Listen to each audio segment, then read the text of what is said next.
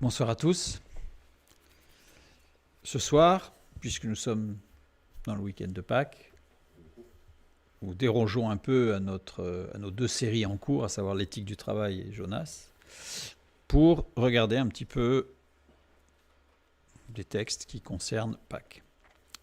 Et j'ai choisi un thème avec une question: pourquoi Jésus meurt-il pendant la Pâques? C'est une question à laquelle on a une réponse très simple, très souvent débattue, apportée, à savoir la prophétie, l'agneau pascal. Enfin, voilà. Donc l'idée ce soir, c'est un peu de survoler. Mais de survoler, vous savez, quand vous survolez une zone, vous pouvez avoir l'habitude de survoler la zone, et puis parfois vous pouvez aller légèrement sur les abords, aller voir un petit peu sur les bas-côtés, qu'est-ce qui se passe. Donc aujourd'hui, on va plutôt regarder d'autres choses, peut-être sur lesquelles on n'a pas l'habitude de pointer. Et on va voir qu'une fois de plus, la parole de Dieu est riche d'enseignements, bien entendu. Elle est parfaite et que tout est précis, très précis. Je vous propose tout d'abord un texte dans Jean, chapitre 19, les versets 14 à 31.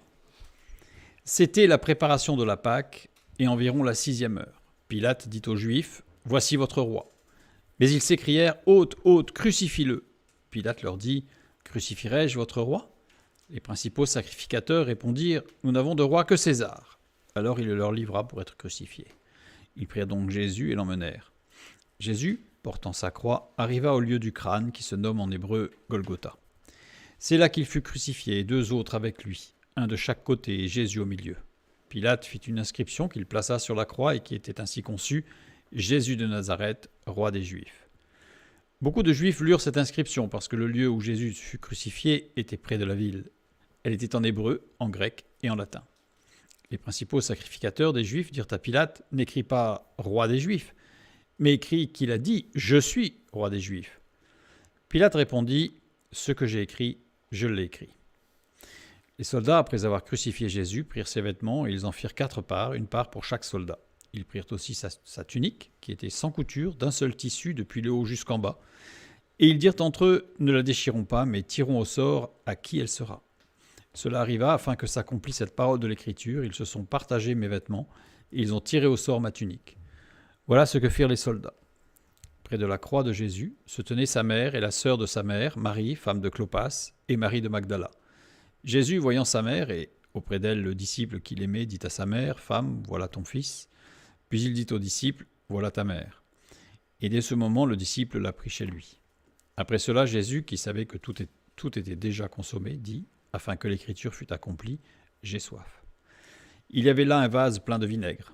Les soldats en remplirent une éponge et, l'ayant fixée à une branche d'hysope, ils l'approchèrent de sa bouche. Quand Jésus eut pris le vinaigre, il dit: « Tout est accompli. » Et baissant la tête, il rendit l'esprit. Dans la crainte que les corps ne restassent sur la croix pendant le Shabbat, car c'était la préparation et ce jour de Shabbat était un grand jour, les Juifs demandèrent à Pilate qu'on rompît les jambes aux crucifiés et qu'on les enlevât. Donc, ce texte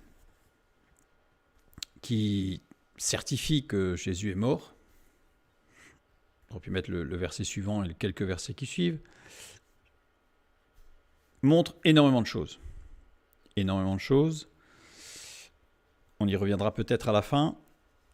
Mais l'une des choses qui ne transparaît pas du tout dans notre texte, et qui me semble être la principale, c'est l'écriteau que Pilate a fait écrire. Jésus de Nazareth, roi des Juifs. Parce que quand on le transcrit en hébreu, on a ce qu'on peut appeler un acronyme, c'est-à-dire que chaque première lettre de chaque mot forme un mot. Et ça forme le tétragramme. Yod, E, Vav, E. L'Éternel. Et on va voir que c'est important. Et que je dirais presque c'est le message central de la Pâque. La différence entre la Pâque, sans S, et Pâques, avec un S. C'est connu, mais il est bon de le rappeler. La Pâque sans S, c'est la fête juive célébrant la sortie d'Égypte. Pâques avec un S, fête chrétienne célébrant la résurrection du Christ. Deux fêtes, a priori, totalement différentes.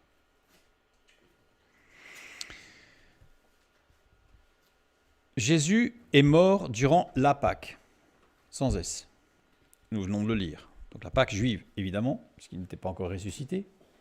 Donc la Pâque chrétienne n'existait pas.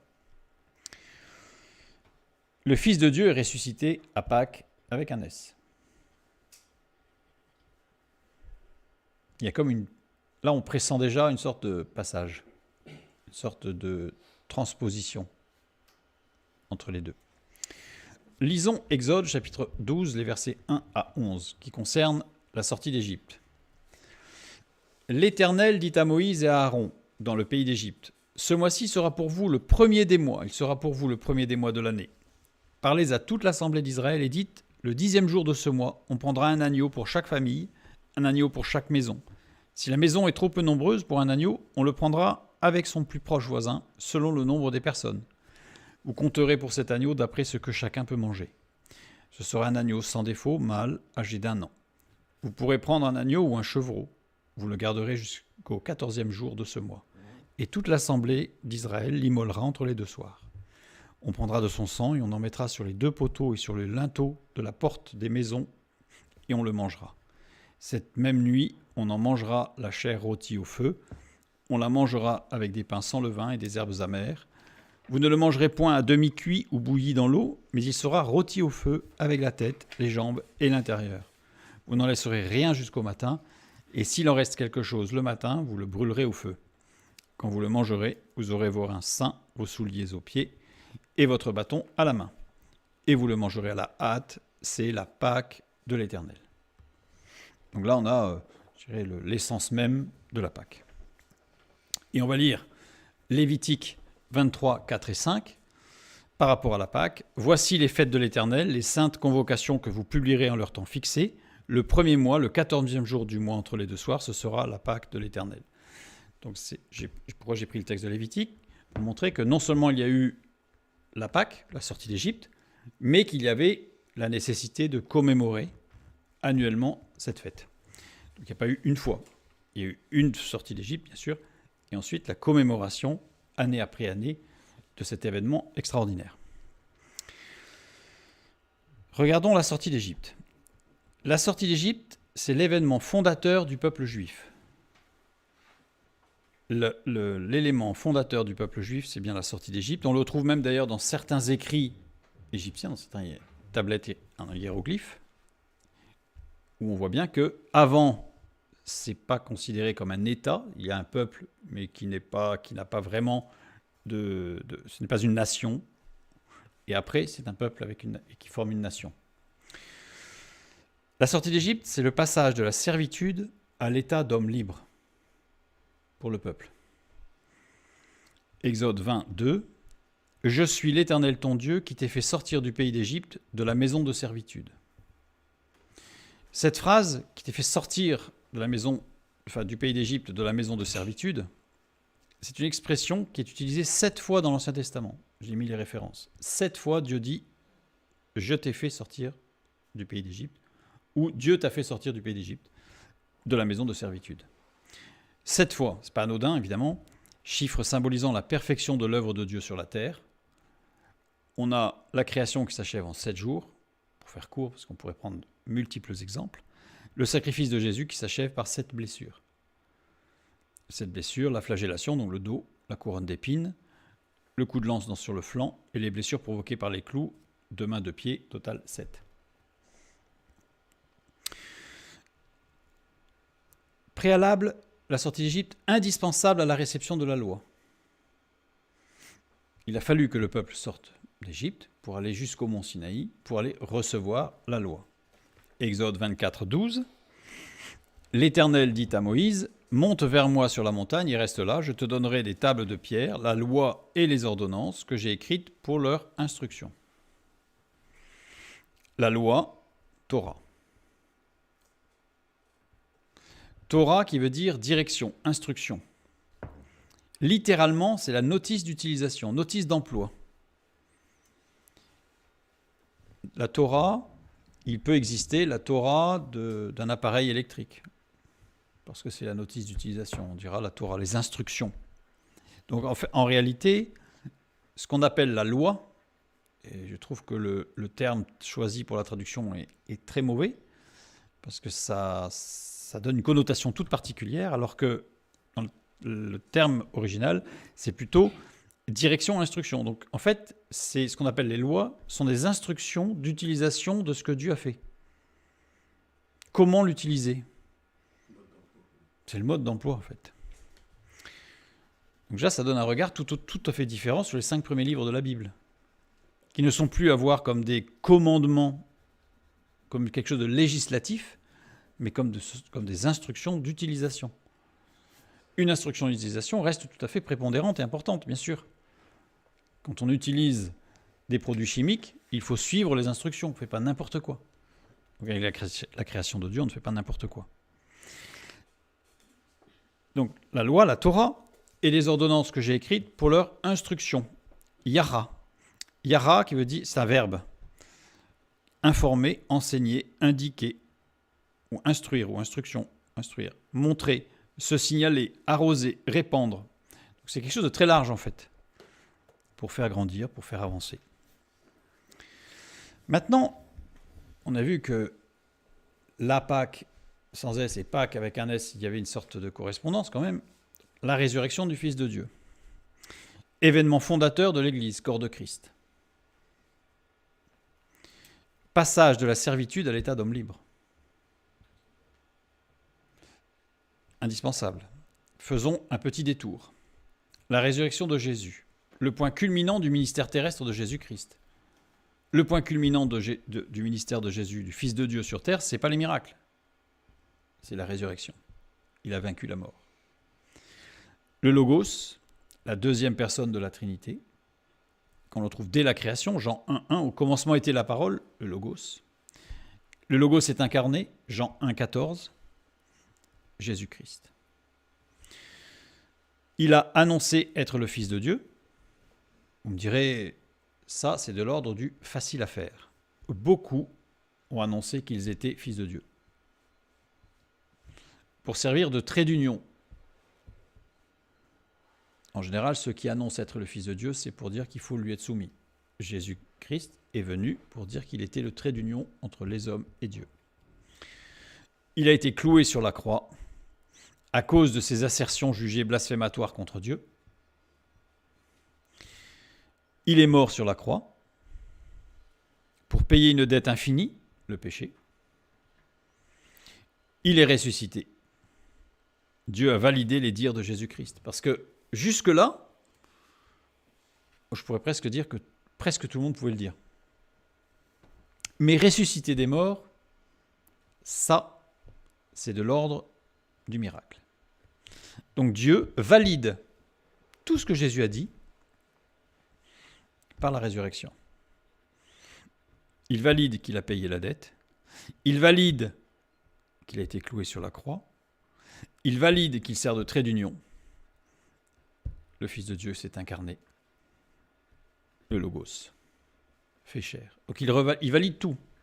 On a Jean qui commence par le Logos et qui finit par la crucifixion.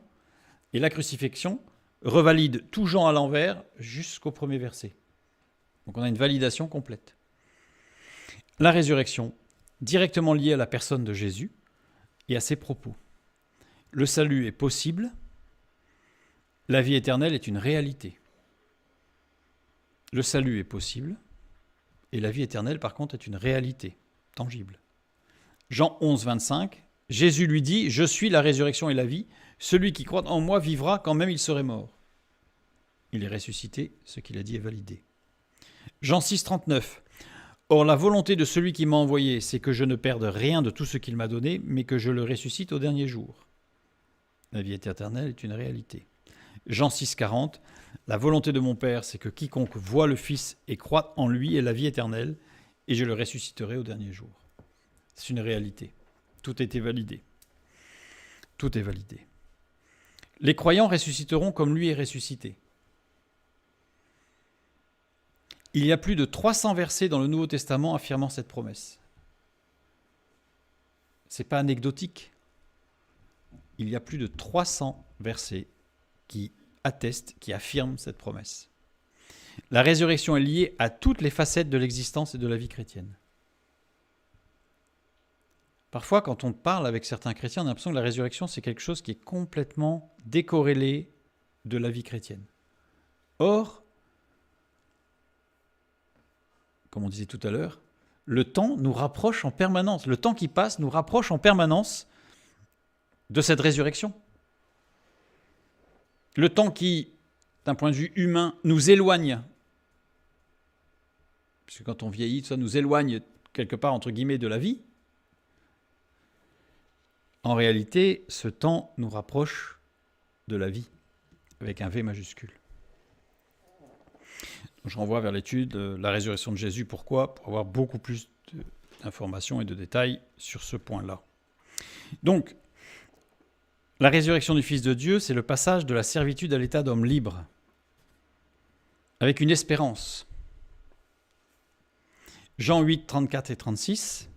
« En vérité, je vous le dis, leur répliqua Jésus, quiconque se livre au péché est esclave du péché. » On saute le verset 35. « Si donc le Fils vous affranchit, vous serez réellement libre. » J'aime beaucoup le « réellement libre ». Parce qu'il y a tellement de gens, de méthodes, qui vous disent « vous serez libre ». Mais en réalité, c'est faux. On est assujetti à une méthode, à une astreinte, à des règles qui ne rendent pas libre, mais qui rendent esclave. Libre ici, éléutéros, qui veut dire qui n'est gêné par aucune entrave. C'est encore plus beau, je trouve, que libre, qui n'est gêné par aucune entrave. Réellement, ontos, en réalité, en et dans les faits, c'est-à-dire que c'est concret, c'est dans votre vie quotidienne, vous serez rendu libre. Quelle promesse! La résurrection du Fils de Dieu, préalable indispensable à la réception du Consolateur. On voit qu'il y a une corrélation très précise. Jean 16, 7. « Cependant, je vous dis la vérité. Il vous est avantageux que je m'en aille, car si je ne m'en vais pas, le Consolateur ne viendra pas vers vous. Mais si je m'en vais, je vous l'enverrai. » Et dans Acte 2, le verset 1 et le début du verset 4, le jour de la Pentecôte, ils étaient tous ensemble dans le même lieu, on passe le verset 2 et 3, et ils furent tous remplis du Saint-Esprit. Donc il fallait que le Fils de Dieu retourne au Père, voilà c'est ce qu'a dit, je retourne au Père, dans le jardin de Gethsémani, à la sortie du tombeau, pardon, quand il a dit aux femmes, je dois retourner au Père, il retourne au Père pour que nous puissions avoir le Consolateur. La réception de la loi sur le mont Sinaï, célébrée traditionnellement 7 semaines après la Pâque. Pourquoi j'ai mis traditionnellement ? Parce que la notion de réception de la loi et de la fête qu'on appelle la fête de Shavuot est totalement exclue d'une lecture directe du texte biblique. Vous n'avez aucun texte biblique qui vous dira clairement que Shavuot, ou la fête des semaines, correspond au don de la loi. Et pourtant, on fête le don de la loi à ce moment-là. Donc c'est traditionnellement, mais bibliquement, ce n'est pas aussi précis, aussi clair. Aucun texte n'associe directement la fête de Shavuot avec le don de la Torah. Aucun. La seule fête qui n'est pas datée, c'est Shavuot. Toutes les fêtes sont datées, le tel jour de tel mois, sauf Shavuot. Il faut calculer la date de cette fête. C'est 7 semaines après le Shabbat qui suit la Pâque. Donc, vous voyez, dans la phrase, j'ai pesé là, j'ai fait des pauses parce que pour montrer qu'il y a un calcul à faire. Lévitique 23, 12 à 17. Le jour où vous agiterez la gerbe, vous offrirez en holocauste à l'Éternel un agneau d'1 an sans défaut. Vous y joindrez une offrande de 2 dixièmes de fleur de farine pétrie à l'huile comme offrande consumée par le feu, d'une agréable odeur à l'Éternel. Et vous ferez une libation d'un quart de hin de vin. Vous ne mangerez ni pain, ni épis rôtis ou broyés, jusqu'au jour où vous apporterez l'offrande à votre Dieu. C'est une loi perpétuelle pour vos descendants dans tous les lieux où vous habiterez. Depuis le lendemain du Shabbat, du jour où vous apporterez la gerbe pour être agitée de côté et d'autre, vous compterez 7 semaines entières. Vous compterez 50 jours jusqu'au lendemain du 7e Shabbat, et vous ferez à l'Éternel une offrande nouvelle. Vous apporterez de vos demeures 2 pains, pour qu'ils soient agités de côté et d'autre. Ils seront faits avec 2 dixièmes de fleur de farine, et cuits avec du levain. Ce sont les prémices de l'Éternel. Dans ce texte, on l'a déjà étudié par ailleurs, il y a quelque chose d'extrêmement choquant. On va le voir. Donc, le calcul commence par le lendemain du jour de Pâques. C'est ce qu'on nous dit, lecture moderne et traditionnelle. Mais normalement, c'est le lendemain du Shabbat qui suit Pâques. Parce que depuis le lendemain du Shabbat. Donc ça veut dire que ce n'est pas le lendemain, c'est le lendemain du Shabbat. Donc il y a un décalage. Lecture ancienne et littérale du texte biblique. On voit que le calcul ne doit pas être faussé par une lecture trop rapide. Shavuot ne peut se dérouler que du samedi soir, 18h, au dimanche soir, 18h. Puisque c'est le lendemain du Shabbat. Le lendemain du Shabbat, le Shabbat se terminant le samedi à 18h, Shavuot commence samedi soir à 18h. 1 Corinthiens 15, 20. Mais maintenant, Christ est ressuscité des morts, il est les prémices de ceux qui sont morts. Prémices de ceux qui sont morts. Et là, on y trouve prémices à l'Éternel. Jésus fut crucifié un mercredi, et non pas un vendredi. Le jeudi étant un grand Shabbat, le jour de Pâques, Jean 19, 31. Les femmes ont découvert le tombeau ouvert le premier jour de la semaine, c'est-à-dire le dimanche. Jésus est resté 3 jours et 3 nuits dans le tombeau, en étant mort le mercredi soir. Je renvoie vers Jésus et les marchands du temple. Il y a d'autres études où on en parle, mais c'est bien détaillé pour le fait que Jésus est bien mort un mercredi et non pas un vendredi, etc. Donc Jésus est crucifié à 9h du matin. Jésus rend l'esprit à 15h de l'après-midi. Jésus est inhumé à 17h. Le tombeau est fermé pour 18h.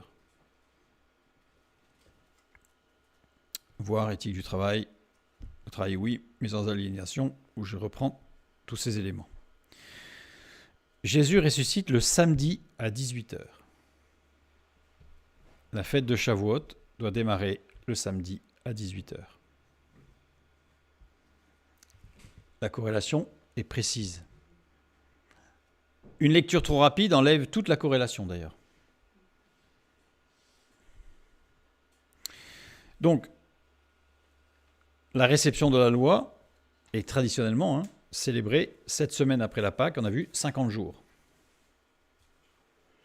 Oui, mais 49, mais c'est le lendemain, donc ça fait 50. Le jour de la Pentecôte, pour le consolateur, Pentecosté, qui veut dire le 50e jour. Donc, la sortie d'Égypte, préalable à la réception de la loi, 50 jours plus tard, en tout cas dans sa célébration, la résurrection du Fils de Dieu, préalable indispensable à la réception du consolateur, 50 jours plus tard.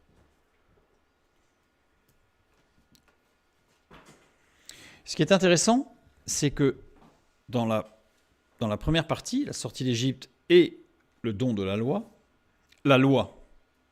même si ce sont des instructions, même si Torah, on a vu que ce n'était pas une loi, les instructions, la loi, ce qu'on appelle la loi, ce sont des principes de justice et de condamnation. Puisqu'on a des limites, si on sort des limites, on est condamné. Si on sort des instructions d'utilisation, on va au drame. Consolateur, le mot consolateur fait appel à un principe d'amour. Vous avez Vous allez rarement au tribunal voir le juge pour qu'il vous console. On sent qu'il y a quelque chose qui ne va pas. Le consolateur, c'est un principe d'amour et d'apaisement.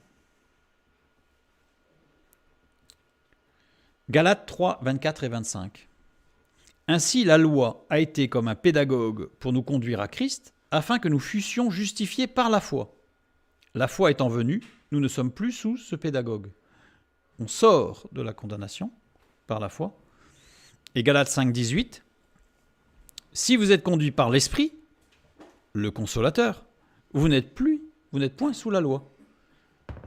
Donc sous le principe de justice et de condamnation, vous êtes sous le principe de l'amour et de l'apaisement.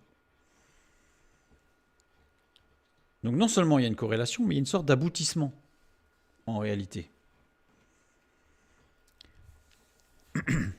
Exode 12, 1 à 15.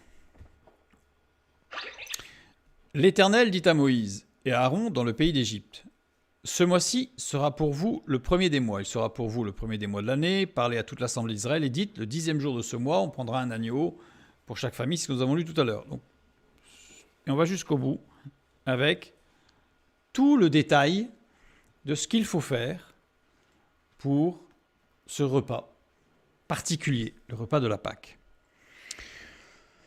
Le verset 1, toutes ces instructions commencent par « L'Éternel dit à Moïse et à Aaron dans le pays d'Égypte ».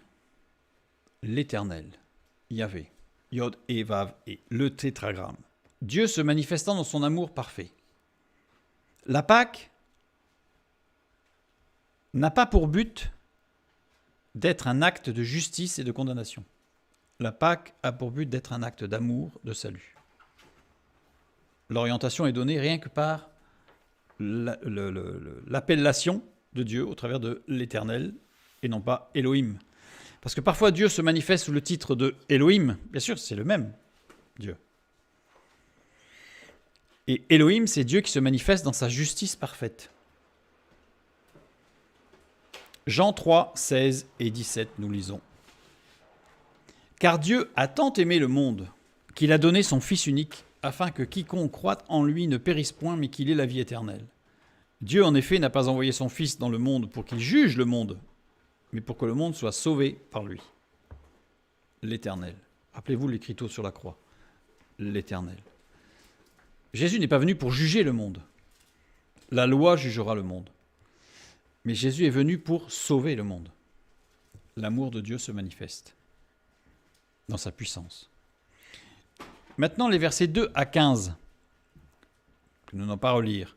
Et Dieu établit un repas particulier pour Pâques. L'agneau, le pain sans levain, enfin, tout ça. Repas qui met en opposition ce qu'on appelle le chametz et le matzah. Chametz, c'est le levain. Pas de levain. Absolument pas de levain. Et le matzah, c'est le pain... je me suis trompé. Non, le pain non levé. J'ai un doute. Le ménage de printemps, qui commence depuis plusieurs jours avant la fête, est une véritable chasse au chametz. C'est-à-dire que si vous prenez les textes bibliques, on voit bien qu'il ne faut pas qu'il y ait une poussière de levain dans la maison. Donc le ménage commence bien avant, parce qu'il ne faut pas, il faut que tout soit, qu'il n'y ait pas de levain. Donc c'est la chasse au chametz, dans tous les coins. Et chaque année, ça veut dire que chaque année, il y a un avant et un après Pâques. Dans la vie quotidienne. C'est-à-dire que la maison est mise pratiquement sans dessus-dessous, entièrement nettoyée, grand ménage de printemps, comme on dit, puisqu'il ne faut pas qu'il y ait de chametz. Et c'est parfaitement marqué dans la vie quotidienne, parce qu'on voit bien la différence entre le avant Pâques et le après Pâques, puisque tout a été passé au panier fin, donc tout est propre. C'est intéressant, puisque c'est répété tous les ans, ça. Avec Dieu, il y a autant de recommencements qui sont l'occasion d'un nouveau départ. C'est-à-dire que ça montre bien qu'il y a, donc là c'était annuellement, mais qu'il y a autant de recommencements qui sont l'occasion d'un nouveau départ. C'est-à-dire qu'on peut avoir un peu raté quelque chose et on redémarre. Et on a un point qui permet de repartir, recommencer. Petite remarque. Petite remarque qui aura son importance plus tard. Le repas de la Pâque est connu sous le nom de Seder. Le repas du Seder, le Seder. Après la destruction du temple en 70, les sacrifices n'étaient plus possibles, puisque les sacrifices devaient avoir lieu au temple. Il n'y avait plus de temple. Pour ne pas perdre le souvenir de cette fête, de Pessah, les sages d'Israël établissent la Haggadah de Pessah. C'est quoi la Haggadah de Pessah? Eh bien, c'est tout le repas rituel avec le Seder de Pâques comme substitut au sacrifice. Ça a son importance parce que parfois, on compare la scène aux coupes du Seder. Alors, ce n'est pas faux, mais ce n'est pas vrai. Puisque le Seder intervient après. Donc, ce n'est pas quelque chose qui était avant chez les Juifs. C'est quelque chose qui est intervenu après, puisqu'il n'y avait plus de temple, puisqu'il n'y avait plus de sacrifice, puisqu'on risquait de perdre le souvenir de Pessah, de la Pâque. Eh bien, on a institutionnalisé un rituel, le Seder. C'est juste une parenthèse, parce que bien souvent, il y a un amalgame qui est fait et une considération de la scène qui n'est pas bonne. En tout cas, qui n'est pas totalement juste. Matthieu 11, 28, nous continuons donc dans notre réflexion. « Venez à moi, vous tous qui êtes fatigués et chargés, je vous donnerai du repos. » Quelle phrase extraordinaire de Jésus. On va la regarder d'un peu plus près, parce qu'elle est vraiment extraordinaire, cette phrase. De toute façon, toutes les phrases de Jésus sont extraordinaires. Le verbe venir ici, déouter, qui veut dire suivre de près. Ce n'est pas juste le verbe venir, c'est suivre de près. Donc Jésus dit à ses disciples, suivez-moi de près. Et on comprend avec tout ce qui va se passer dans la nuit où il est livré. Matthieu 4, 19, il leur dit, suivez-moi, je vous ferai pécheurs d'hommes. Suivez-moi, c'est suivez-moi de près. Et je vous ferai pécheurs d'hommes. Pas de loin. Et on voit que quand il a été arrêté, il nous a dit que les disciples suivaient de loin, pas de près. Devenir chrétien, c'est suivre Christ. Chrétien, Christianos. Christianos, qui ressemble à Christ, littéralement. Être un disciple, c'est le suivre de plus en plus près. Il y a une différence. Disciple, mathetes. Mathetes, on y voit le premier terme, math. Effort mental nécessaire pour penser ou concevoir, comprendre quelque chose au travers d'eux, au travers de Christ, bien sûr. Ceux qui mettent toute leur attention à suivre Jésus. Ça, c'est le disciple. Le chrétien, c'est celui qui suit Jésus, qui suit le Christ. Mais pas forcément de près. Je le suis de loin. Je suis chrétien. Le disciple, c'est celui qui le suit de plus en plus près. Devenir chrétien, être chrétien, c'est vivre pour Christ. Être un disciple, c'est vivre avec Christ. Vous avez des chrétiens qui s'épuisent à vivre pour Christ, mais qui ne sont pas avec Christ. S'ils ne sont pas avec Christ, ils n'ont pas le consolateur. Et ils vont s'épuiser. Vous avez des chrétiens qui font des burn-out. Il y a quelque chose qui est paradoxal, antinomique. Vous n'avez pas de disciples qui font des burn-out. Parce que le disciple, il est avec Christ. Et il est conduit par le Saint-Esprit. Le mot disciple, mathetes, est utilisé 268 fois dans le Nouveau Testament. 238 fois dans les évangiles. C'est beaucoup, 268 fois, c'est beaucoup. 238, petite remarque mathématique, 2 x 7 x 17, 2 bibliquement, c'est c'est le chiffre de la dualité, de la rencontre et du dialogue. 7, la perfection de l'action de Dieu ou de Jésus. 17, la dispensation de l'œuvre de Christ. C'est intéressant. Pour suivre Dieu, il faut être dans le dialogue. Il faut chercher l'action de Dieu et la dispensation de l'œuvre de Jésus, qui est dit « Partez jusqu'au bout du monde, annoncez la bonne nouvelle ». Pour suivre Dieu, il faut un dialogue avec Dieu. Il faut accepter Jésus comme sauveur.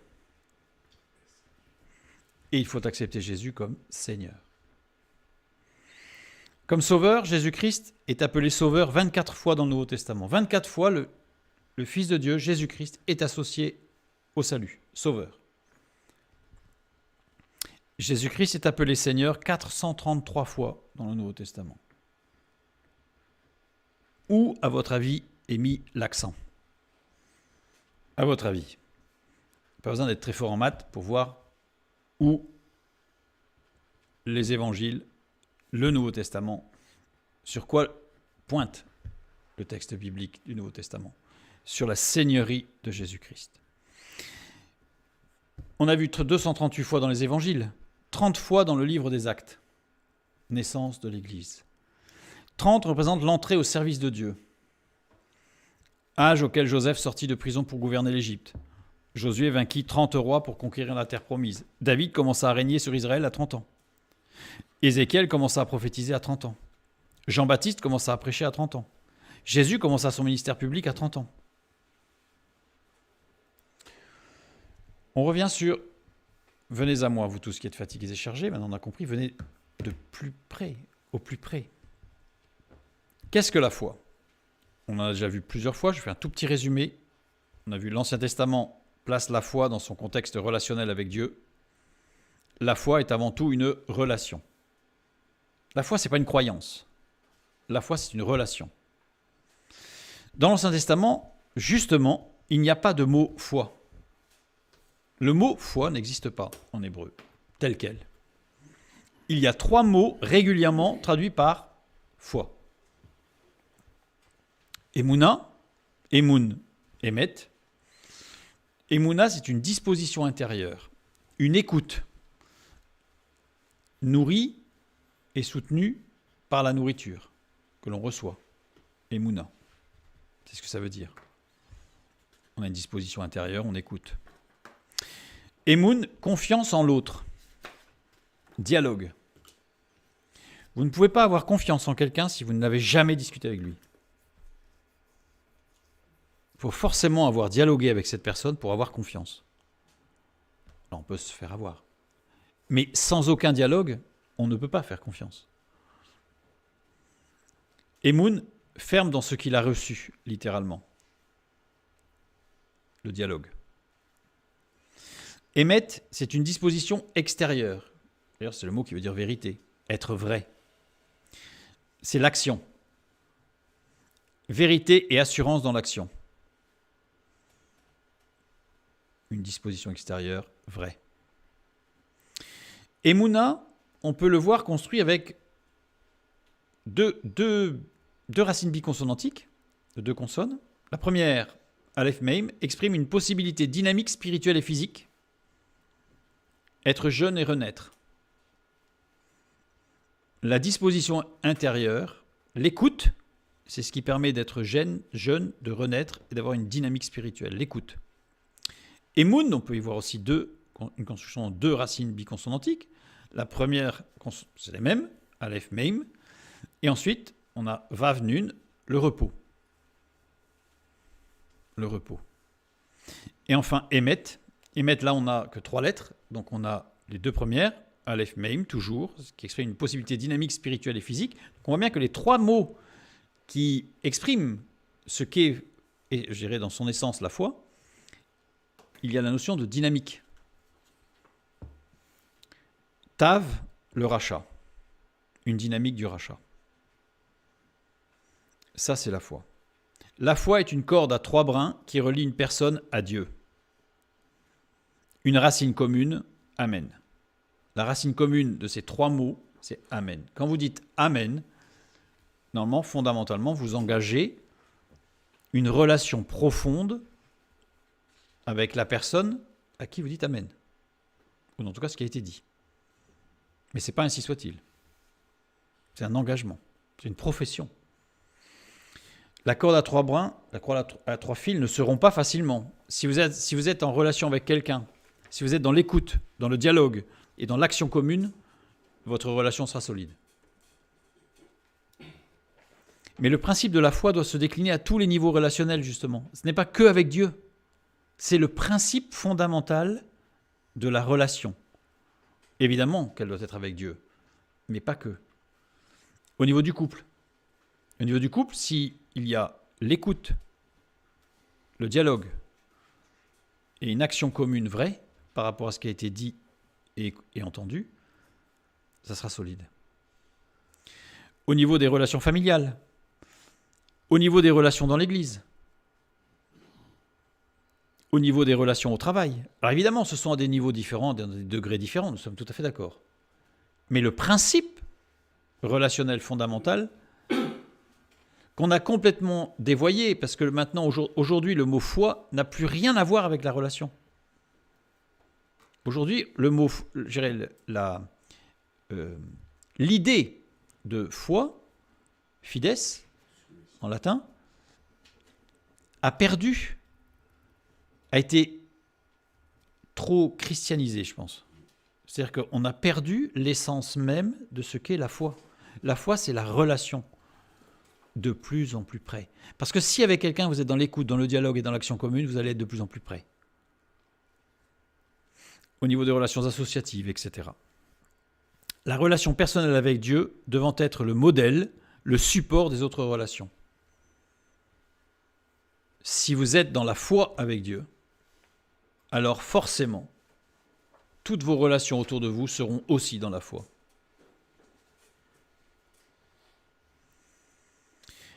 Le développement de sa foi sur les trois axes simultanément est un signe de maturité spirituelle. Hébreux 13:6. Aussi pouvons-nous dire avec assurance, le Seigneur me vient en aide, je n'ai donc rien à craindre, que pourraient me faire les hommes ? Nous avons ici l'expression du dialogue. Nous pouvons dire avec assurance, donc pouvoir dire c'est qu'on parle à quelqu'un quand même. Le Seigneur me vient en aide, c'est une action vraie, je sais que ce qu'il dit est vrai. Je n'ai donc rien à craindre, c'est une disposition intérieure, la foi. Hébreux 13:6 est l'expression de ce que fait la foi en nous. Lévitique 23, 17 à 20. Vous apporterez de vos demeures 2 pains, pour qu'ils soient agités de côté et d'autre. Ils seront faits avec 2 dixièmes de fleur de farine et cuits avec du levain. Ce sont les prémices à l'Éternel. Outre ces pains, vous offrirez, là on est en Shavuot, outre ces pains, vous offrirez en holocauste à l'Éternel 7 agneaux d'un an sans défaut, un jeune taureau et 2 béliers. Vous y joindrez l'offrande et la libation ordinaire, comme offrande consumée par le feu d'une agréable odeur à l'Éternel. Vous offrirez un bouc en sacrifice d'expiation et 2 agneaux d'un an en sacrifice d'action de grâce. Le sacrificateur agitera ses victimes de côté et d'autre devant l'Éternel, avec le pain des prémices et avec les 2 agneaux. Ils seront consacrés à l'Éternel et appartiendront au sacrificateur.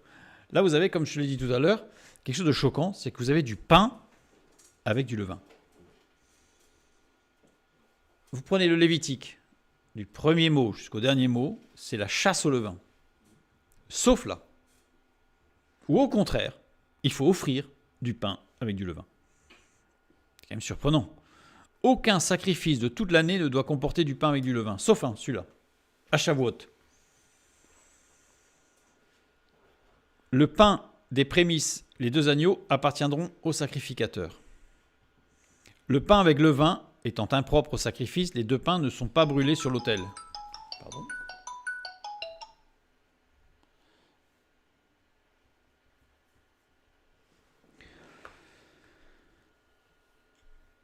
C'est l'offrande ordinaire qui est brûlée sur l'autel. Donc pas le pain. Attention. Il faut faire très attention aux détails, si on peut appeler ça un détail.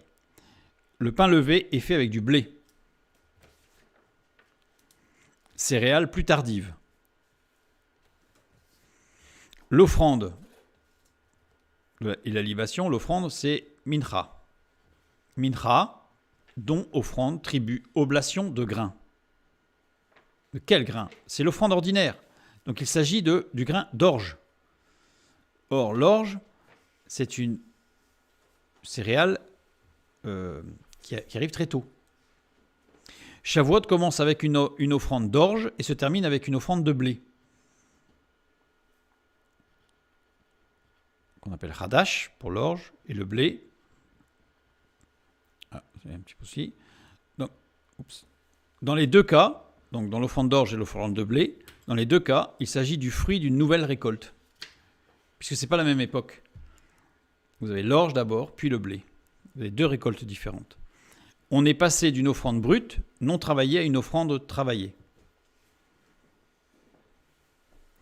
La fête de Shavuot exprime l'idée d'une vie dynamique, en constante progression, où on progresse, c'est ce que dit Jésus, on est de plus en plus près, et on passe d'une offrande brute à une offrande travaillée,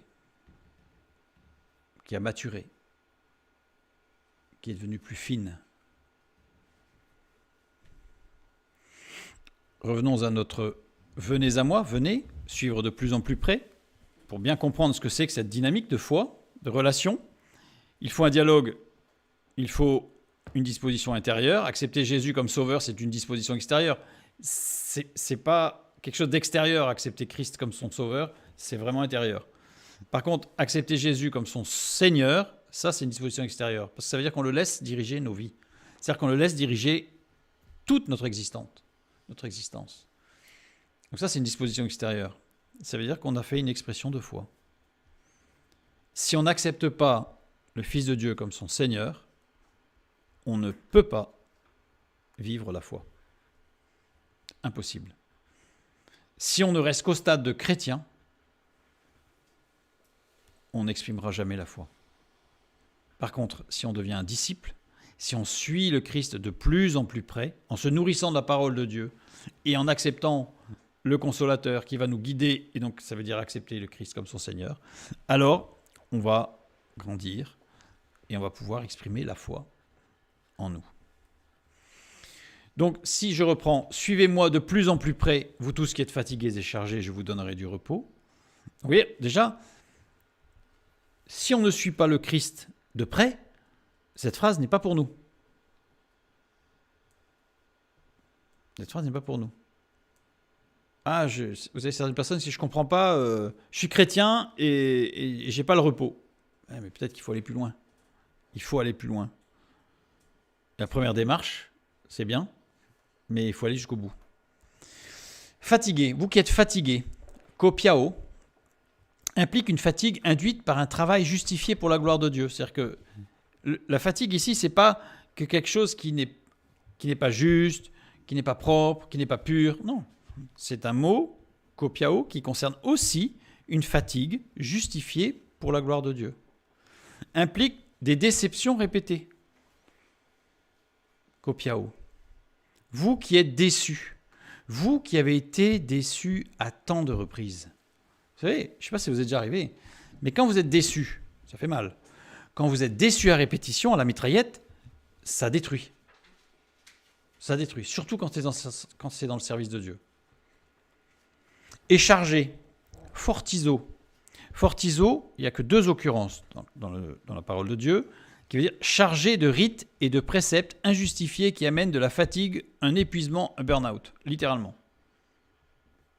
Avec un léger anachronisme, parce qu'à l'époque, burn-out, ce n'était pas vraiment le sens littéral. Mais on a compris ce que ça veut dire aujourd'hui. Donc, vous qui êtes fatigués, déçus, vous qui êtes chargés de rites, de préceptes injustifiés et qui amènent de la fatigue. Deuxième occurrence, Luc 11, 46, et Jésus répondit « Malheur à vous aussi, docteurs de la loi, parce que vous chargez les hommes de fardeaux difficiles à porter et que vous ne touchez pas vous-même de l'un de vos doigts. » Le mot « fatigué » ici, le verbe « fatigué » est conjugué au temps présent et à la voix active. Temps présent indique un simple état de fait ou une réalité vue comme se réalisant actuellement. C'est un fait. Vous êtes fatigué. Voilà, c'est un constat. C'est réaliste. Voilà. peut se traduire par un passé. Il permet d'insister ou de mettre en valeur le lecteur au cœur de la scène décrite. C'est ce qu'on appelle le présent historique en grec. C'est-à-dire qu'en fait, ça peut parler d'un passé, mais qui pèse. Encore. La voix active, le sujet est celui qui réalise l'action. C'est vous. Désigne une fatigue, une souffrance présente. Peut-être induite par quelque chose de passé, mais en tout cas, c'est un fait. Aujourd'hui, vous êtes en souffrance. Chargé est conjugué, lui, au parfait et à la voix passive. C'est un détail, peut-être, mais qui a beaucoup d'importance. Parce que ce mot chargé indique une action terminée dans le passé une fois pour toutes et elle n'a pas besoin d'être répétée. Ça veut dire que vous avez aujourd'hui des choses qui sont très pesantes parce que vous avez subi quelque chose dans le passé. Parce que c'est à la voix passive. Le sujet a subi l'action. Vous avez subi peut-être des choses physiques, psychiques, morales, spirituelles dans le passé qui aujourd'hui encore vous briment, qui aujourd'hui encore vous sclérosent, qui aujourd'hui encore vous chargent, vous font souffrir. Voilà ce que dit Jésus. Suivez-moi de plus en plus près. Et tout ça, je vais le gommer. Je vais le gommer. Ici, chargé désigne une souffrance présente provenant d'une action, d'un fait subi dans le passé. Une agression. Enfant, ado, adulte. Un abus spirituel, par exemple. Ce sont des choses qui peuvent encore complètement vous entraver. Rappelez-vous ce qu'on a vu tout à l'heure, être libre. Vous tous qui êtes fatigués, tous ici passent. Les mots tout et monde sont utilisés avec 7 ou 8 significations dans les Écritures et c'est rarement dans le sens de toute personne prise individuellement. Donc c'est pas là le texte biblique s'adresse vraiment à ceux qui sont fatigués, pas à tout le monde en sous-entendant que tout le monde est fatigué. Vous avez la théorie que tout le monde a un problème et tout le monde doit être délivré parce que tout le monde a un problème. Non, tout le monde n'a pas un problème. Pour bien comprendre, on prend un exemple. Marc 1,5. Les habitants de Jérusalem, de toute la Judée, de tout le pays des environs du Jourdain se rendaient auprès de lui. Bon. Cela veut-il dire que toute la Judée ou tout Jérusalem furent baptisés dans le Jourdain ? Non. C'est une évidence. Si je prends cet exemple, c'est une évidence. C'est passe. Non, bien sûr. Passe utilisé pour signifier que Christ a racheté des gens de toutes sortes, des juifs, des gentils, des riches, des pauvres, et n'a pas réservé sa rédemption soit aux juifs, soit aux gentils. C'est-à-dire qu'en fait, c'est sans exception. C'est sans exception, littéralement. C'est-à-dire que, quoi que vous ayez subi, quoi que soit votre souffrance, quelle que soit votre souffrance aujourd'hui, sans exception, sans disqualifier quoi que ce soit, je vous donnerai du repos.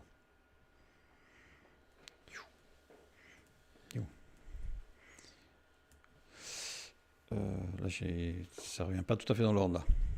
Donc voilà, je sais pas ce qu'il y a un petit souci. Voilà, venez à moi vous tous qui êtes fatigués et déchargés, on était là. Petit souci dans la présentation. Proverbe 24, 16, le début du verset 16. Car 7 fois le juste tombe et il se relève. Tombe, nafal. Chuter, tomber de mort violente. Donc on n'est pas de... C'est quelque chose qui va engendrer la mort. Le verbe nafal désigne une chute qui va engendrer la mort. Donc on est dans une chute et 7 fois le juste tombe. Donc 7 fois le juste tombe jusqu'à la mort et il se relève. Donc j'en profite, petite parenthèse, pour la théorie de on ne peut pas perdre son salut, ce texte-là va à l'encontre. Mais Dieu fait grâce, fort heureusement pour nous, pour chacun de nous. Et donc 7 fois le juste tombe à la mort, à la ruine, au périssement. Et à chaque fois, Dieu le relève. Pourquoi ? Dieu relève le juste, celui qui s'accroche et qui revient, qui suit de plus en plus près. Et il se relève, kouvm, conjugué au parfait. C'est intéressant ça, au parfait. Ça veut dire que c'est déjà fait dans le passé. En Christ, qui a tout accompli une fois pour toutes, c'est au parfait, il a tout accompli. il ne va pas le répéter, hein, c'est fait. Il y a autant de recommencements qui sont l'occasion d'un nouveau départ. C'est Shavuot. C'est la fête des semaines. C'est ce qu'on a vu. Tous les ans, on évacue et on recommence. On a la possibilité avec Dieu de tout recommencer. À chaque fois. À chaque fois qu'on tombe, Dieu nous donne l'occasion de nous relever. Évidemment, on exclut celui qui tombe en se disant « je fais ça parce que de toute façon, je sais que ça, c'est devant Dieu ». On est dans l'honnêteté, on est dans la foi. Ce qui est vrai, pas hypocrite, pas calculé. Je n'ai pas montré, mais les mots construits, les 3 mots qui sont de temps en temps traduits par le mot foi, ça commence toujours par la lettre Aleph. Vous savez, une lettre qui ne se prononce pas. Mais si vous enlevez cette lettre, l'un des mots devient calcul, souffrance, mort. Si on enlève Dieu dans la relation de foi, c'est le calcul et c'est la mort. Pour conclure, donc on a vu que Pâques, en fait, évidemment, pourquoi Jésus meurt-il pendant la Pâques ? Parce qu'il accomplit la prophétie complète. Alors évidemment, il y a l'agneau pascal, ça c'est ce que j'ai dit en introduction, ça on n'est pas venu dessus parce que c'est une évidence. Intéressant quand même à regarder, mais c'est une évidence. Mais là, je voulais montrer que dans le moindre détail, Jésus a pu dire, dans Jean 19, 30, tout est accompli. Tout est accompli. C'est fini, c'est fait. Tout. Marc 16, 6, nous lisons, il leur dit, ne vous épouvantez pas, vous cherchez Jésus de Nazareth qui a été crucifié, il est ressuscité. Il n'est point ici, voici le lieu où on l'avait mis, il est ressuscité. Tout est accompli, il est ressuscité, donc ça veut dire que tout est validé. On a le tampon divin qui dit certifié, conforme. Et dans 1 Thessaloniciens 4, 1, au reste frères, puisque vous avez appris de nous comment vous devez vous conduire et plaire à Dieu, et que c'est là ce que vous faites, nous vous prions et nous vous conjurons au nom du Seigneur Jésus de marcher à cet égard de progrès en progrès. Et pour marcher de progrès en progrès, il n'y a qu'une seule solution. Répondre à l'appel de Jésus qui dit « Suis-moi ». Suis-moi de plus en plus près, par la foi, dans cette relation forte d'écoute de la parole, de dialogue avec Dieu, qui implique la prière, la louange, l'adoration, et dans une action vraie. On n'est pas à deux faces. On ne fait pas la comédie au sens grec du terme, à savoir le dimanche ou dans son culte personnel, on est à fond avec le Seigneur, c'est formidable, et après on va nous dire « ouais mais au travail c'est différent ». Au travail c'est différent, donc là on a des plaisanteries grivoises, mais il faut s'adapter. Non, on ne s'adapte pas là. Ça ne veut pas dire qu'on est en confrontation, mais on ne s'adapte pas. On ne participe pas à ce genre de choses. Sinon on n'est pas vrai. Et notre foi s'effondre, s'effrite. Et n'oubliez pas, si on enlève Dieu de la relation à tous les niveaux, c'est le calcul, c'est la mort et c'est la souffrance. Que Dieu vous bénisse et bonne fête de Pâques.